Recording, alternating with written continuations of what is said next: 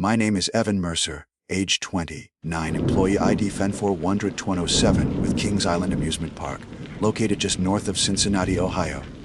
I've been working here a little over 6 years, long enough that the smell of axle grease and fried dough feels like a second home. Officially, I'm part of facilities operations, third shift. Unofficially, I'm one of the night walkers, the people who keep the park alive after the crowds are gone. When I first started, I thought it'd be simple: the rides, secure the gates, note any maintenance flags for morning crew. But Kings Island isn't like other parks. We've got a list of rules posted in the break room that never made it into any handbook. They're laminated, taped crookedly above the time clock, and no one ever talks about who wrote them. 1. Never be in the Eiffel Tower observation deck after 20:13 a.m. 2. Don't answer the phone in the old Rivertown office. No one is assigned there. 3. If you see a child alone near racer track after hours, call security and keep walking. 4. Between 3 and 4 a.m., no radio calls. If you hear one, do not respond. 5. When the music starts by itself, you leave immediately. The first time I saw that list, I laughed. I'd worked in hospitals and factories. Every night job has its own folklore. But the supervisor at the time, a guy named Don Heller, caught me smiling and said, "Dead serious. They're not jokes, Mercer. They're insurance." Tonight, I clocked in at 10:58 p.m., same as usual. The air was thick from a late summer storm, the kind that leaves the pavement breathing steam. Most of the daytime crowd had cleared out hours before, but the echoes of laughter still seemed to hang over the midway. I walked past the fountains, the colored lights pulsing dimmer than usual, and scanned my ID at the gate behind the bakery. We work in pairs for safety. My partner tonight was Laura Trent, new hire, early 20s, hair tucked up under her cap, first week on night shift. I'd trained enough rookies to know that nervous look. The way they pretend to be fascinated by every little thing, so they don't ask about what really matters. "You hear anything weird about this place?" I asked, mostly to get a read. Laura gave a small laugh. "You mean the ghost stories?" "Yeah, my cousin said some ride tech saw a face in the racer tunnel last year. Probably smoke." "Probably," I said. "You read the rules." She nodded. "Don told me not to take them too seriously. Said they're like legacy stuff." "Sure," I said. Legacy. We started our rounds in Action Zone, checking locks and barriers. The rides looked almost delicate in the dark, thin ribs of steel against the clouds. The drop tower loomed like a bone needle. Wind gusts made it hum faintly, a sound like breath through a straw. Laura kept glancing up. "I didn't realize it still moved after hours," she said. "It doesn't," I told her. But when we paused, the cables gave another sighing creak. At midnight sharp, we crossed toward Rivertown, the oldest part of the park. The asphalt still glistened from the rain, reflecting the lamplight like a film of oil.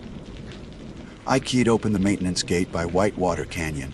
The raft ride closed for the season, and logged the inspection number. Everything seemed fine. No leaks, no vandalism. Just that weird quiet that settles after 1 a.m., when even the power transformers start to sound like they're breathing. That's when Laura pointed toward the old Rivertown office, a squat building half hidden by a fence. The lights inside were flickering, though the circuit should have been dead. "Was someone working late?" she asked. "No one's used that office in years," I said. "They moved everything to the admin block." She hesitated.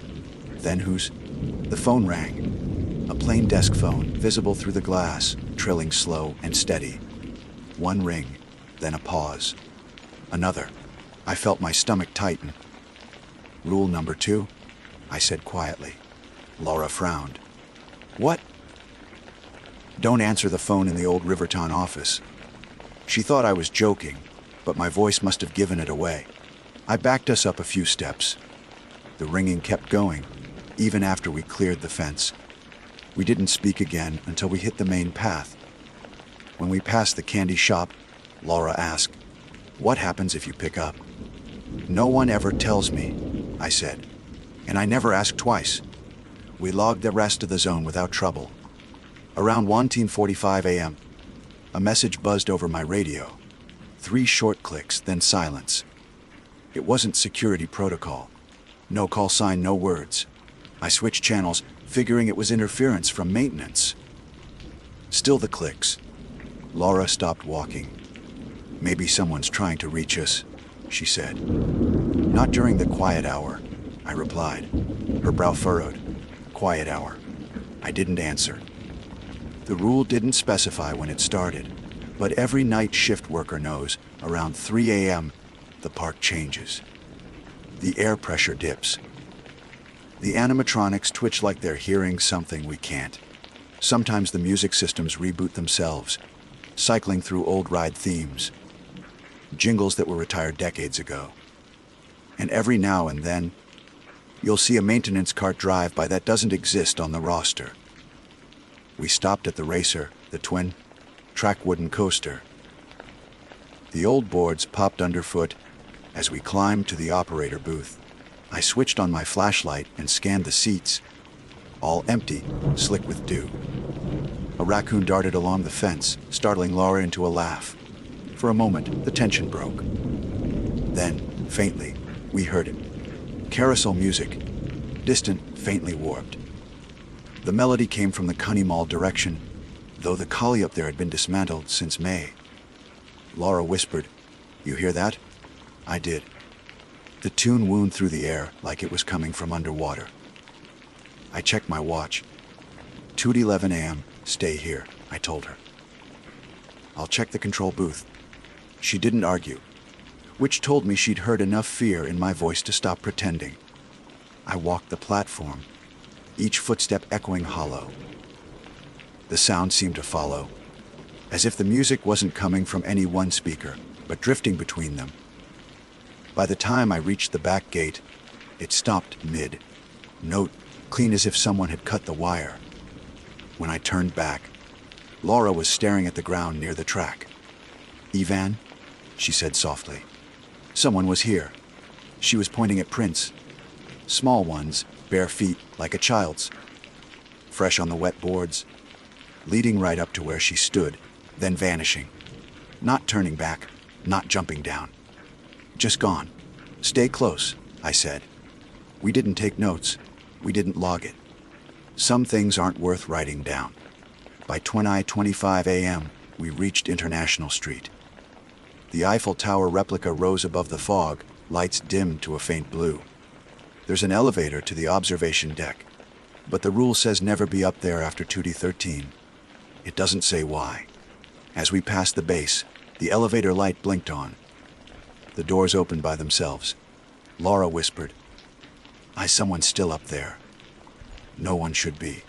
The speaker crackled overhead, static at first, then a voice, muffled, male, saying something I couldn't make out. Laura turned toward me. "That's security, right?" I shook my head. "Our radios don't connect to that system." The elevator doors slid shut. The light went off. For a long time, we just listened to the hum of the motors above, wondering who or what had pressed the button. Then the park power flickered. Not fully out, just dim, like someone had drawn a curtain across the whole place. I took us toward the food court to wait it out. Laura kept close behind. "Has this happened before?" she asked. "Every few weeks," I said. "Usually passes by 4. What is it, though? Never figured it out. Some say leftover wiring from old circuits. Some say it's the lake. Me, I just keep the rules." We reached Planet Snoopy, the kids' area, deserted and strangely bright. The floodlights were on full despite no one switching them. Half the animatronics were still facing outward from the day's shift, fixed smiles catching shadows. Laura froze near the gate of the Peanuts show stage. "Ivan," she said. "Look." A child stood near the teacup ride, maybe 5 or 6 years old, pale blue jacket, hair wet from the rain. She was staring at the ride cars, motionless. "Do you see her?" Laura asked. "Yes," I said quietly. "Keep."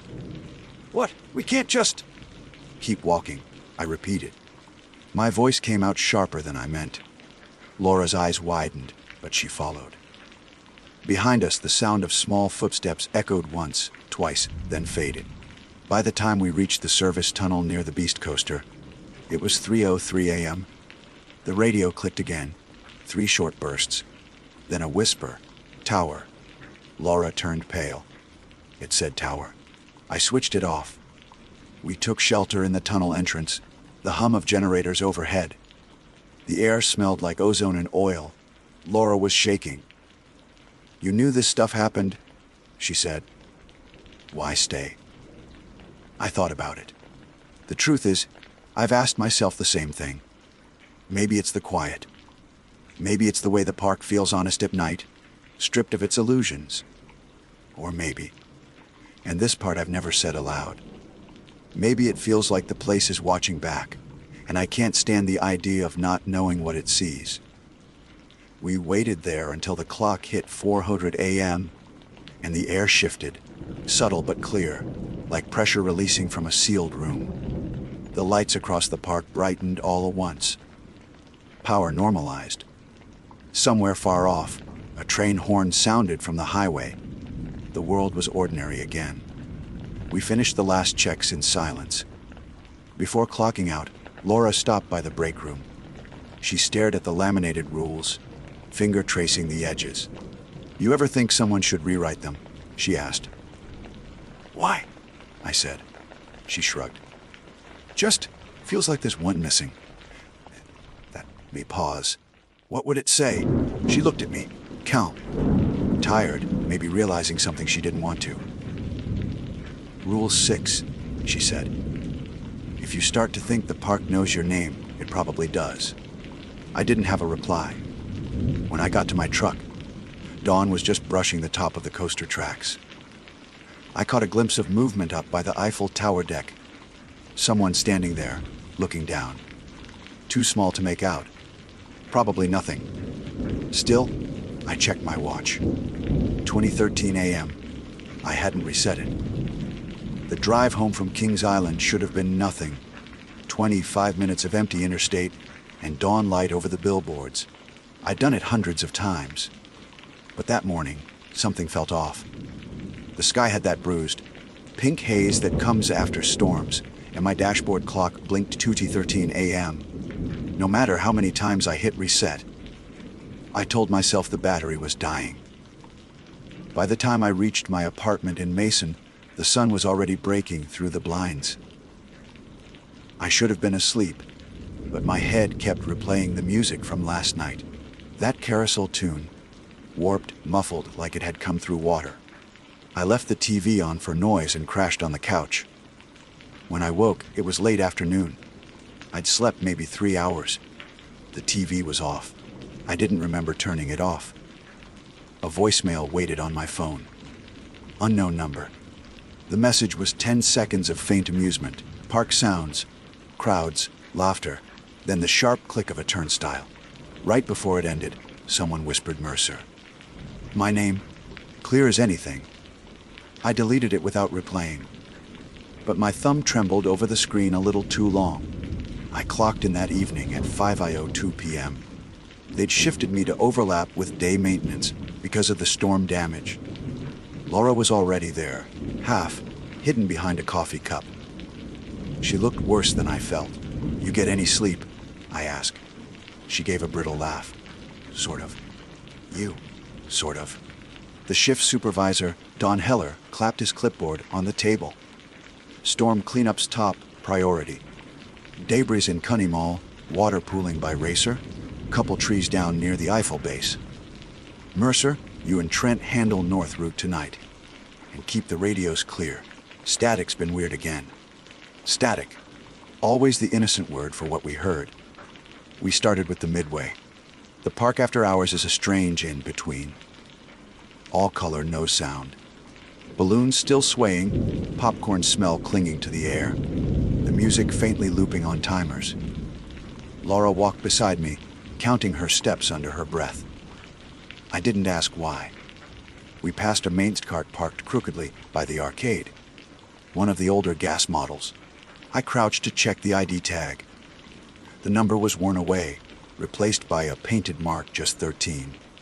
None of our carts were numbered that high. When I touched the steering wheel, it felt warm, like it had just been used. Laura stared. Was anyone working this zone before us? No, I said. They're all down by the tower, she pointed. Then who left their thermos? In the cup holder sat a stainless mug, steam faintly rising. No smell, just heat. I picked it up. It was empty. We left it there. Around 9, thunder rolled again in the distance, though the forecast had promised clear skies. The park's power flickered but held steady. We crossed toward Whitewater Canyon, and that's when Laura stopped. Do you hear that? At first I thought it was wind through the speakers. But no, the sound was too deliberate. A faint hum, rhythmic. A voice singing "You Are My Sunshine." Off-key slow, like the singer didn't know the words past the first line. I shone my flashlight across the concrete channels. The ride basin was drained for the season, slick with algae. The sound came from one of the rafts flipped upside down, near the loading dock. The melody stopped the moment my light hit it. Laura whispered, maybe a radio left on. Maybe. I knelt and tipped the raft slightly. Water gurgled out. Something clattered onto the concrete. A wristband, pink, kid size, dated 3 days ahead. Laura picked it up. It's printed. Look, Saturday. Today was Wednesday. We didn't say anything more about it. She tucked it into her jacket pocket, like proof of something neither of us wanted to believe. At 10:42 p.m., we reached the Eiffel Tower base. Security cones marked off a section of wet ground where lightning had hit earlier, blackening the grass. The elevator doors were open again, humming softly. No one inside. Laura said, We're not.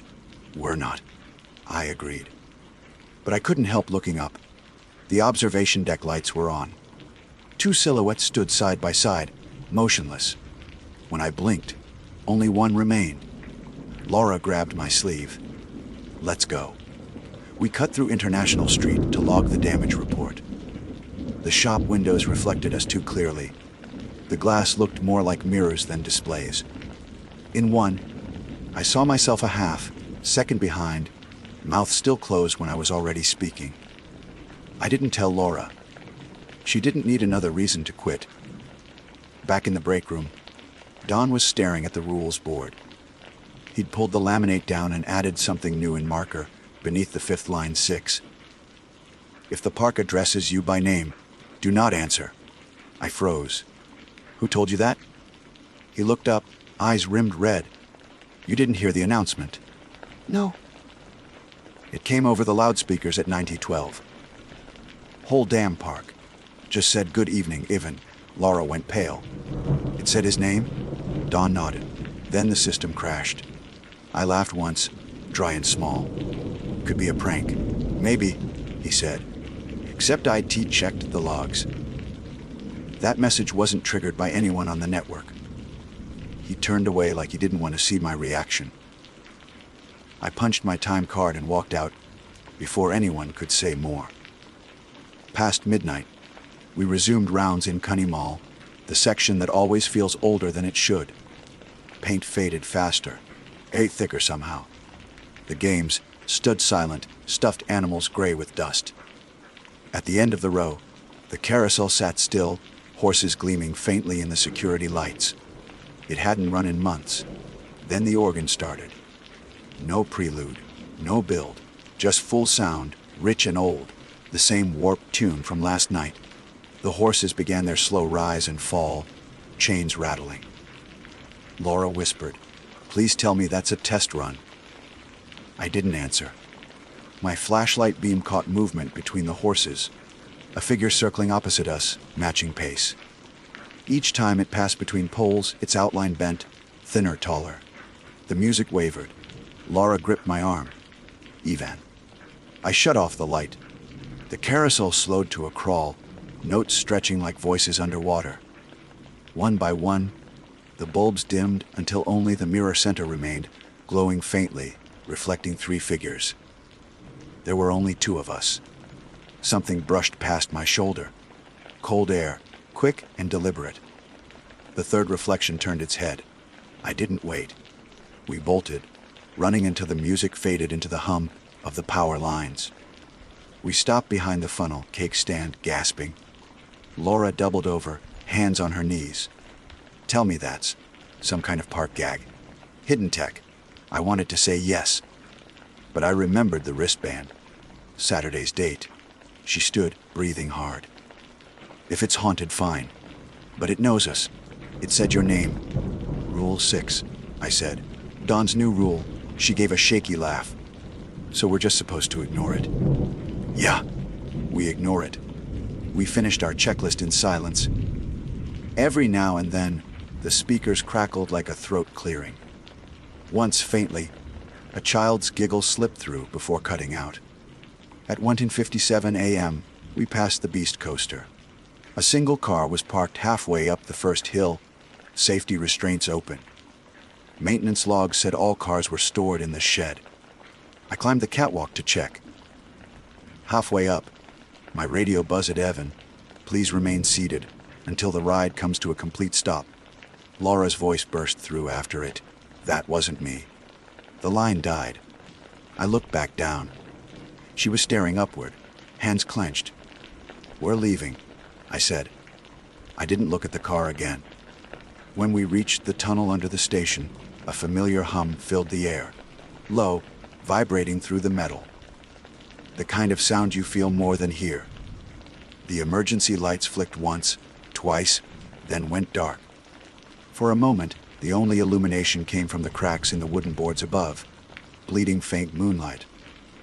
Laura whispered, "What time is it?" I checked my watch. The second hand trembled. Stopped at 2:13 a.m., somewhere above us. The elevator of the tower groaned to life. We pressed ourselves against the wall as footsteps echoed on the catwalk, slow, metallic. Not walking, exactly. More like pacing. The air thickened with the smell of ozone again, that tang of overworked transformers. Then a voice came through the intercom, faint and grainy, "Please enjoy your stay at King's Island. Evan." I didn't move. Neither did she. The voice continued, same calm tone, like part of the daily announcements. "Your shift ends when we say it does." Laura's hand found mine. She whispered, "What do we do?" I swallowed. "We'll wait." The sound faded after a minute. Lights flickered back. The air felt lighter. But when we climbed out, the sky hadn't changed. Still deep night. My watch still frozen. We walked to the break room together. Dawn was gone. The rules board was blank. Someone had wiped it clean. Laura touched the laminate. "Maybe that's it," she said quietly.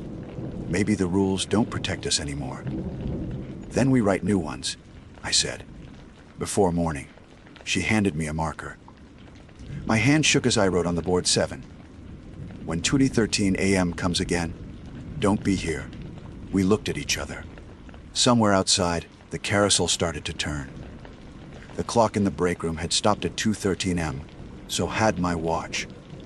So had every second, hand on the maintenance panel that ticked inside the wall. Laura stood by the doorway, her shadow unmoving, though the fluorescence buzzed above her. "Maybe the power surge froze them," she said, voice too even. "Then why are the lights still on?" Neither of us spoke after that. I tried the radio. Dead. Tried my phone. No signal. When I switched to the camera, the screen stayed black though the lens cap was off. Just the faint hum of static, like it was trying to focus on something invisible in front of me. Outside, the air had changed. Thick, chemical, the way the Midway smells right after the fog machines run during Halloween events. Except those tanks were disconnected. Laura said, "If we just walk to the gate, it'll reset." It sounded rational enough that we clung to it. We cut through Rivertown, flashlights strobing across puddles that reflected nothing. Usually you can see the Eiffel Tower's lights from every point in the park, but now the skyline was blank, the metal silhouette gone, like someone had erased it from the horizon. Maybe they shut down the tower, I said. Laura shook her head. Look. At the base of Racer's First Hill, a row of carts idled side by side, engines silent, but headlights faintly glowing. They weren't ours. They were the guest trams that ferry people from parking. I hadn't seen them all night. One of them blinked its lights twice. We turned away. Halfway to the main gate, the speakers overhead crackled. Not music this time.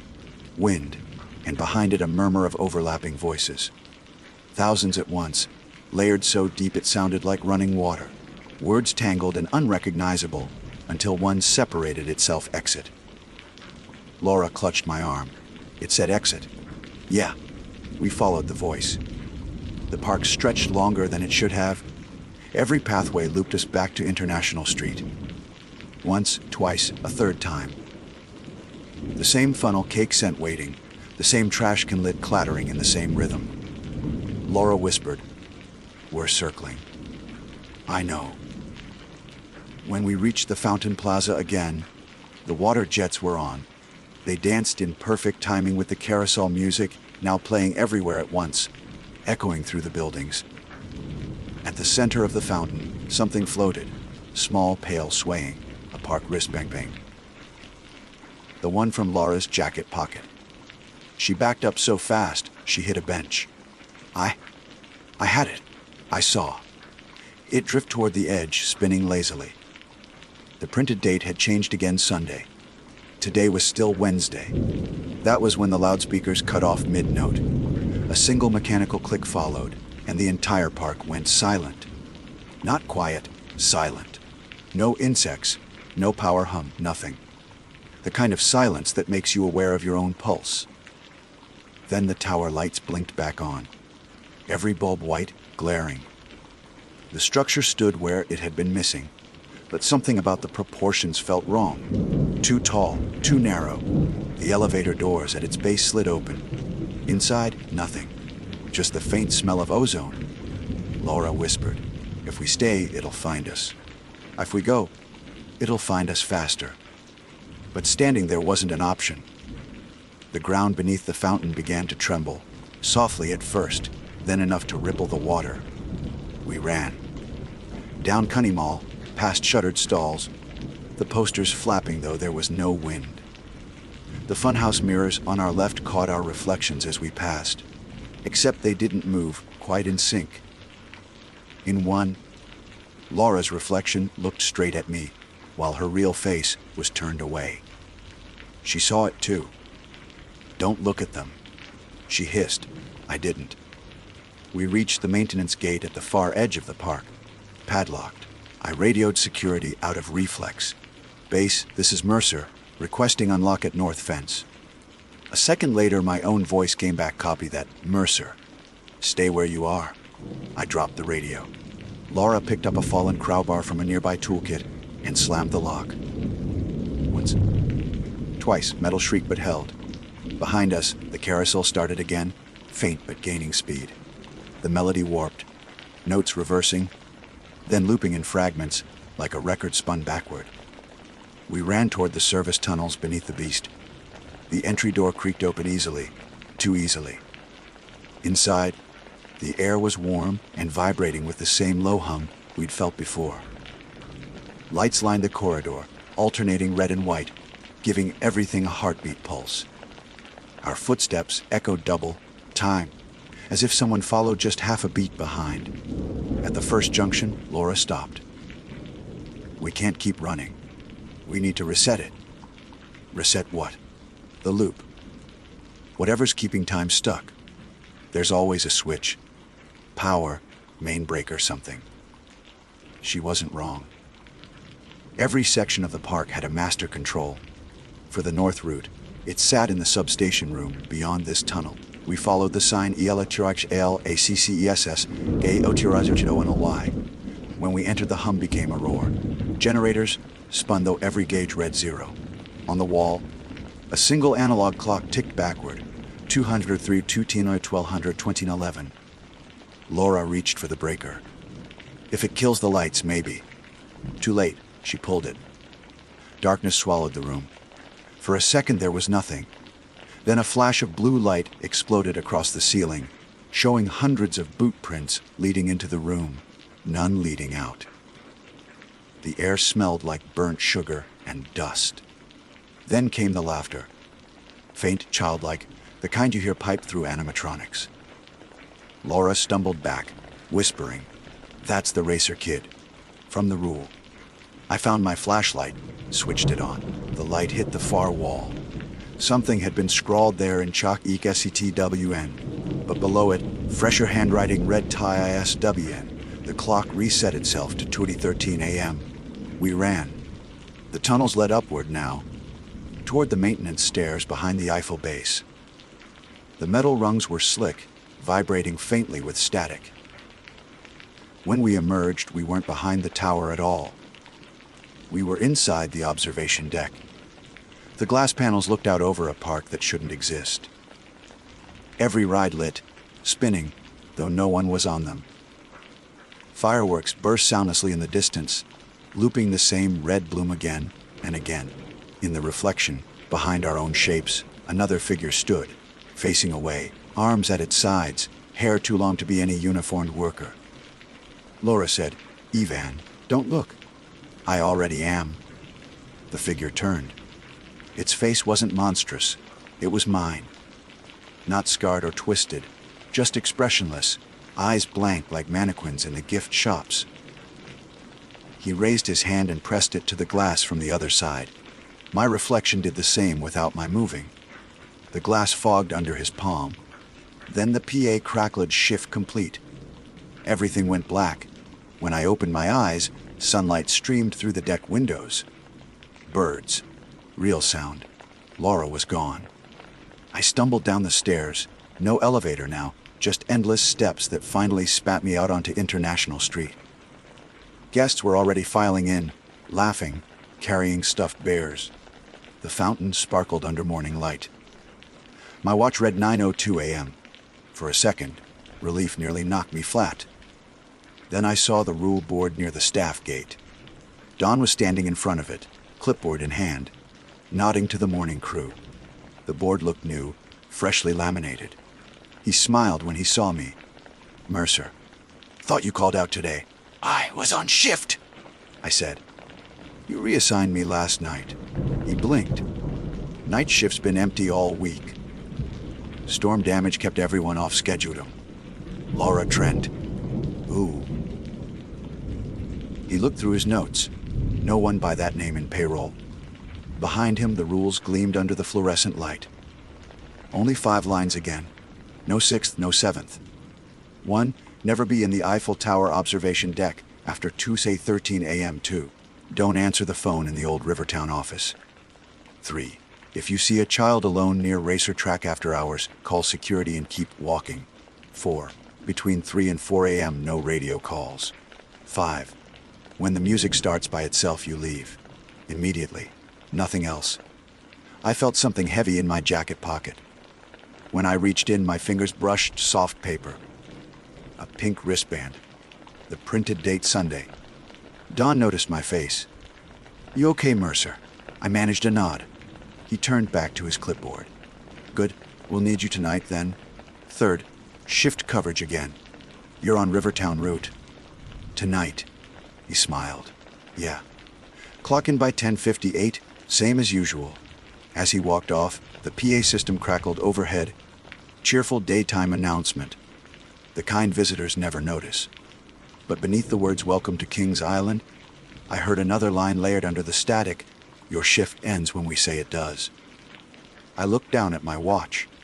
20:13 a.m. And the carousel started playing. I told myself I was awake. The air said otherwise. Kings Island smelled wrong that morning. Too clean, like the scent they pumped through hotels to hide something older underneath.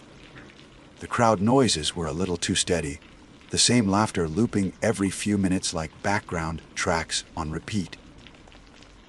Dawn had already moved on to briefing other staff, leaving me with a clipboard full of zones I'd supposedly inspected 2 nights ago. I walked through the motions anyway. It was easier than thinking. The park in daylight should have felt safe.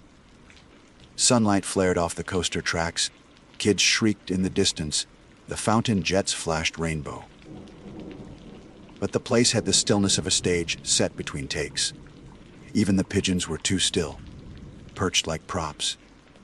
When I passed a merch kiosk, the girl behind the counter greeted me with a bright, rehearsed smile.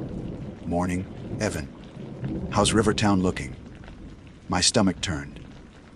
I didn't know her name, had never seen her before, but she said mine too easily. I forced a laugh. "You must have checked my badge." She tilted her head. "You don't have it on." I looked down. Empty lanyard hook. She waved a hand, not noticing the panic on my face. "They'll reprint one for you. Guest services." Her voice glitched on the word services. Just a stutter of sound. But it was enough. I walked away before she could finish. The morning passed like a movie on fast forward. Rides screamed, music blared, and none of it touched me. Every shadow stayed sharp even at noon. My watch still said 2013. I didn't bother fighting it anymore. By lunch, I found myself in the staff lot behind the racer, sitting on a curb, watching the line of guest trams glide by. The one at the end bore the number 13, same cart from the night before. When it passed, the driver looked at me and lifted a hand in a slow wave. The face was Laura's. I blinked. Gone. A middle-aged man in sunglasses drove the tram instead. I stood up so fast I knocked over my thermos. Someone behind me said, "You all right?" It was Don, clipboard under his arm, coffee in hand.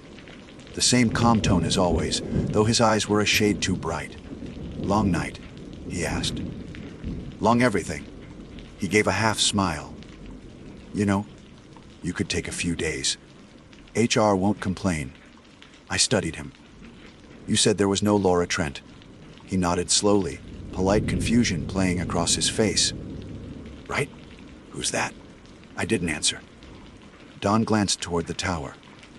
"You ever wonder how old this place really is?" "Built in 72. He shook his head. "That's when it opened. Not when it started. Some foundations out here predate the city itself. The land's funny like that. Layers." He looked back at me. "Maybe that's all this is. One of the old layers bleeding through. Happens sometimes at night." He said it so casually that it took me a moment to realize what he meant. I asked, "You've seen it too?" He sipped his coffee. "We all do.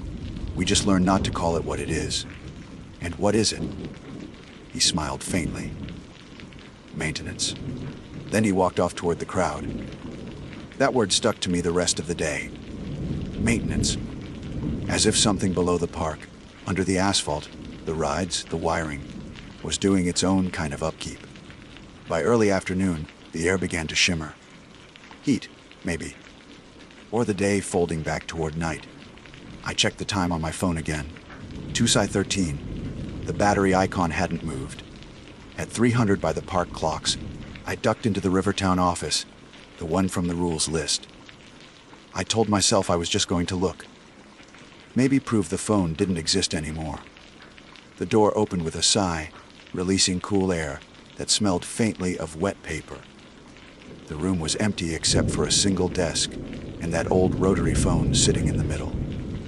Beige plastic, dusted but not dead. I stood there staring. It rang once. The sound vibrated through my ribs like something alive. I backed up, heart hammering. It rang again. I almost left, but curiosity, stupid, human curiosity, won. I lifted the receiver. "Hello," the line hissed. Then a voice, quiet and blurred by static Evan. My throat went dry. "Who is this?" "We're still waiting." "For what?" Silence. Then, "You didn't clock out." The phone clicked dead. I set it down like it might bite and stumbled back into sunlight. The sky above the park was deepening already, clouds rolling faster than weather should move. The intercom chimed cheerful. "Attention guests. The park will close in 15 minutes. I looked around. The crowds hadn't thinned. People still queued for rides, laughing, eating, existing. None of them seemed to hear it. A maintenance worker pushed past me, hauling a trash cart. He wore a name tag that read E. Mercer. I froze. "Hey!" He didn't turn.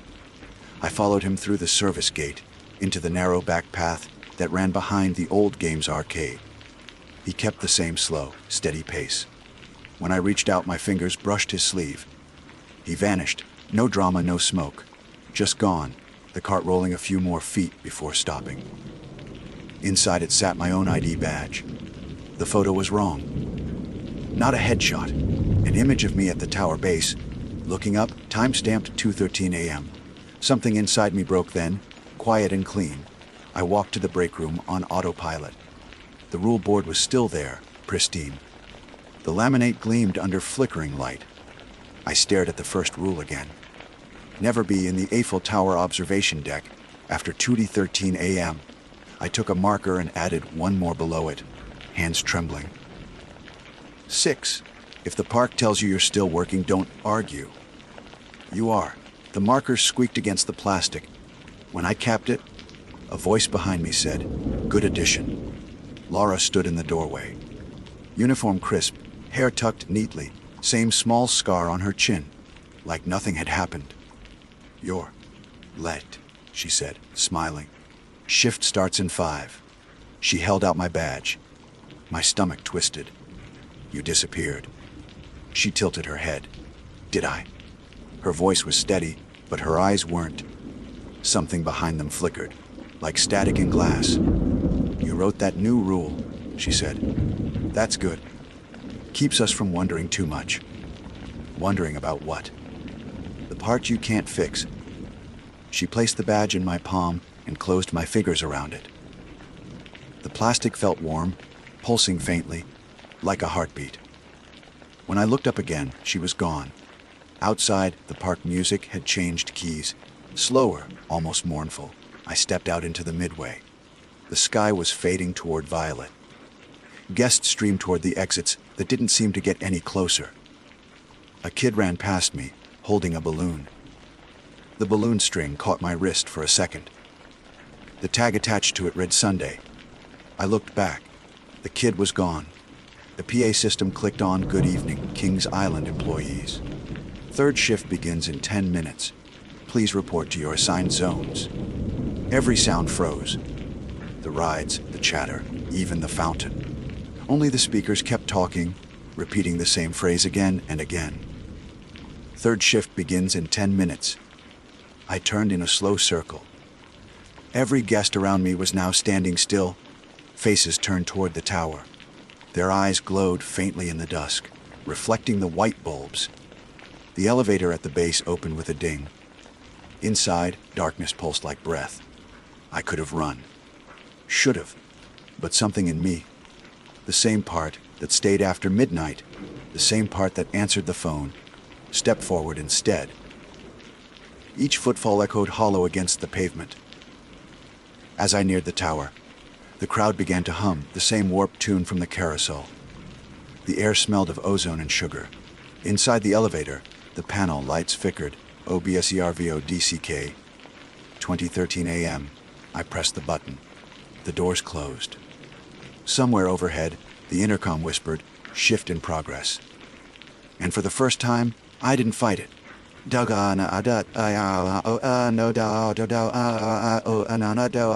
elevator started its climb with a jolt that felt too human, with a heartbeat under my feet. No music this time, just the machinery. A slow grind and the occasional sigh of cables straining. Through the glass walls, the park spread out in patches of dull light, more gray than color, like an old photo developing in chemical trays. Halfway up, the panel flickered. The floor numbers slid backward: 1, G, B1, B2. There was no basement. I hit the button for ground. Nothing happened. A voice from the speaker said, Please remain standing. Then, your shift is in transit. The car rose again. At first, I thought the reflection in the glass was mine. It wasn't. The other Evan faced the opposite way, looking down when I looked up. When I lifted my hand, he stayed still. The air smelled faintly of burnt sugar, cotton candy, and ozone. Every light in the car to a low red pulse, timed with the hum of the motor. I checked my watch out of habit. Still 2:13 a.m. The speaker crackled, current altitude 315 feet. Observation level sealed. Then, softer, as if whispered right beside my ear, time differential acknowledged. The elevator stopped. The doors opened on nothing but fog. I hesitated. The rules said never go up here after 2013, but I'd already broken every one of them. When I stepped out, the air pressed heavy against my chest, warm and wet like breath. The deck stretched in all directions, but the glass railings were gone. Only open air, and a faint glow rising from the park below.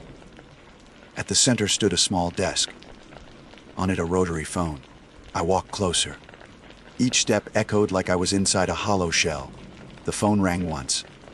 When I picked it up, the line buzzed low and steady. "Van," said the voice. "Female this time." Calm, clipped. "Who are you?" "Records. You didn't clock out." I tried. "You stayed beyond 2013." "I know." "Then you belong to facilities. Tier 3. Observation maintenance. Effective immediately." I laughed once. "Horse. I didn't sign up for that."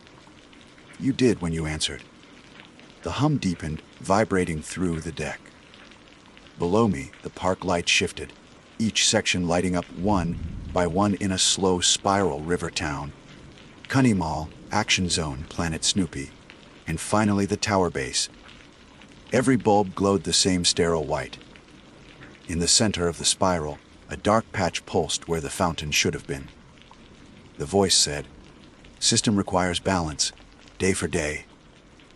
Night for night, you'll oversee the latter." I'm not. For a second, everything went still. Then the deck shuddered beneath me. The fog parted, and I saw the park spread wide, except it wasn't right. The coasters ran backward. The crowds below moved in silence. Shadows walked where people should have been. And there, beside the fountain, stood Laura. She looked up, hand raised, like she could see me. Her uniform was spotless again.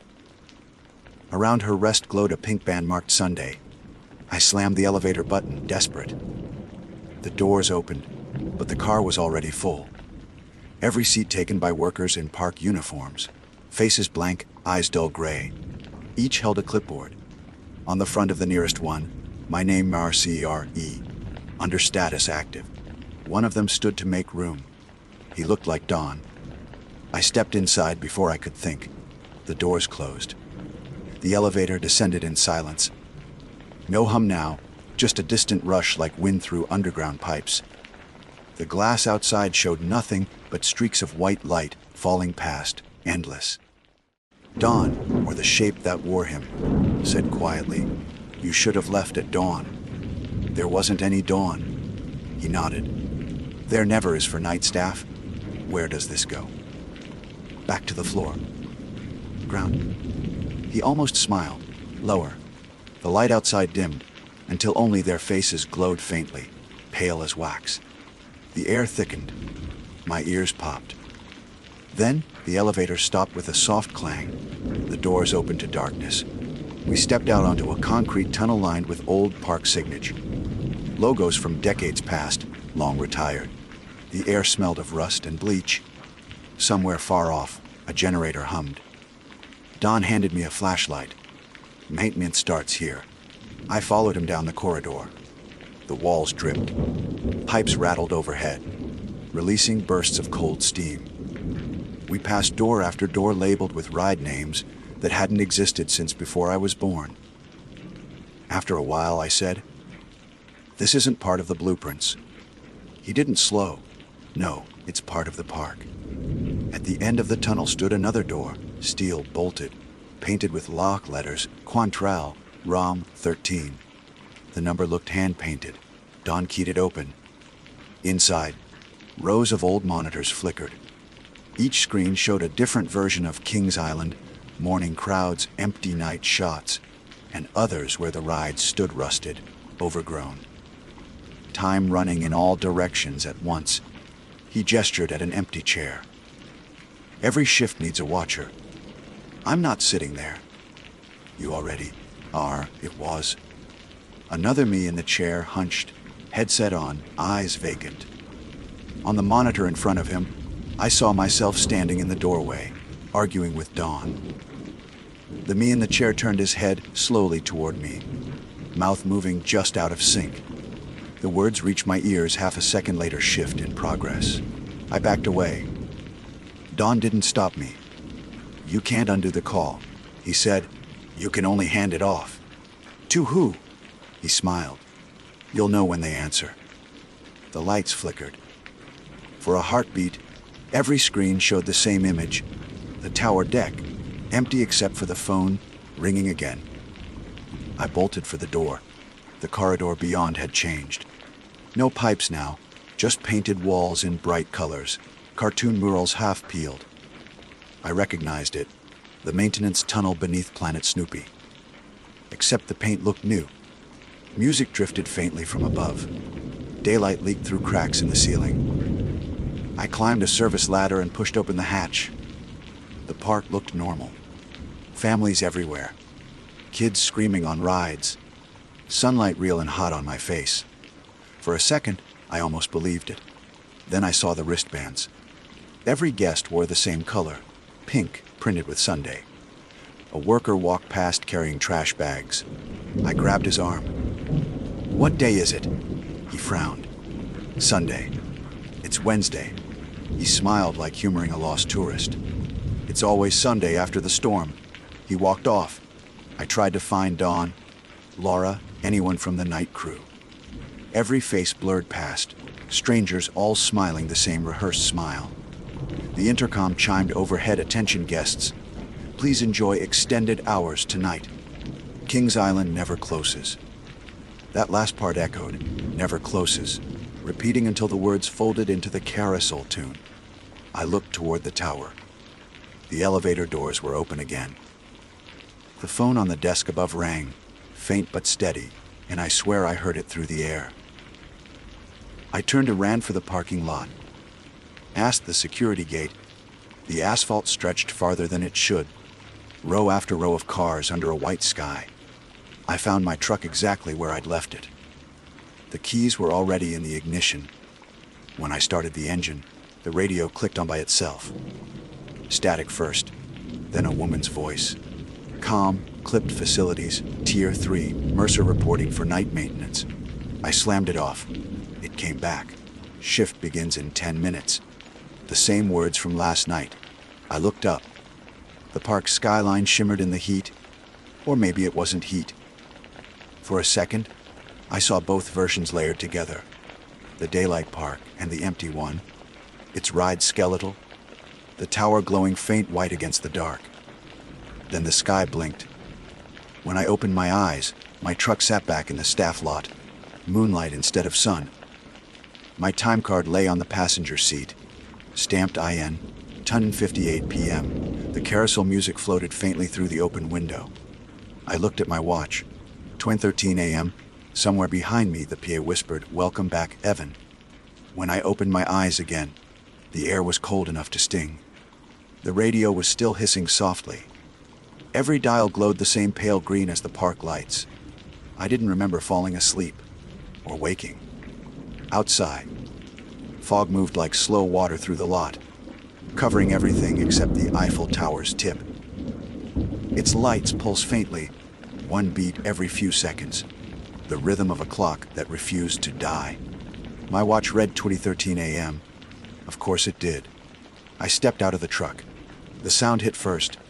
Distant laughter, soft as a breeze, rolling out of the park gates though they stood closed. Somewhere deep inside, the carousel began its loop again, dragging the same 5 bars of melody through the fog. I started walking.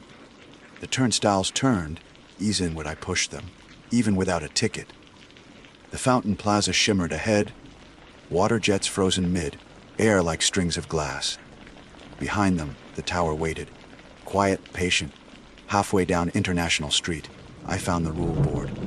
Someone had wiped it clean. The laminate still smelled of marker ink.